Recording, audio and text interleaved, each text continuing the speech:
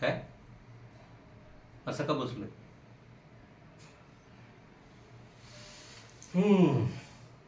माझं नाव जरी प्रकाश असलं ना, तरी माझ्यावर प्रकाश कायम कमीच पडलाय बघा. आजूबाजूला अंधारच. का? अहो, कारण माझ्या मुलीचं लग्न आणि त्याचं टेन्शन.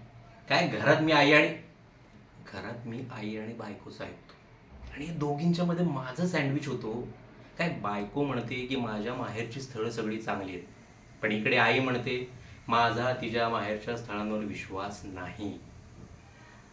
आणि विचारायला गेलं ना, एकदम शांत. म्हणजे ह्याच्यात अडकणं म्हणजे कसं आहे माहिती आहे का, कोर्टात नाही का ते दोन्ही बाजूचं एक्झामिनेशन असतं.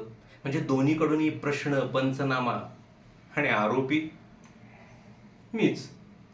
काय हिच्यासाठी मी खूप चांगली 10 स्थळं काढून ठेवली. अगदी एक्सेल शीट बनवली ती हो.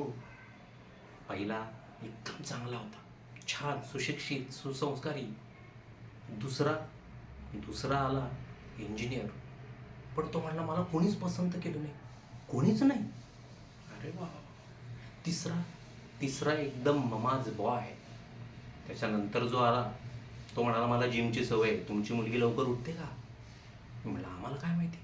अरे बाबा, पण ती जर लवकर उठली ना, तर तुला व्यायामाला जायची गरजच नाही, तीच तुला पळवेल. हा. पण आता पुढे काय? मुलीचं लग्न, आई बायकोचं युद्ध, आणि मध्ये मी.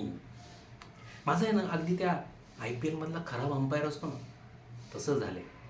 दोन्हीकडून शिव्या, निर्णय कधीच बरोबर नाही.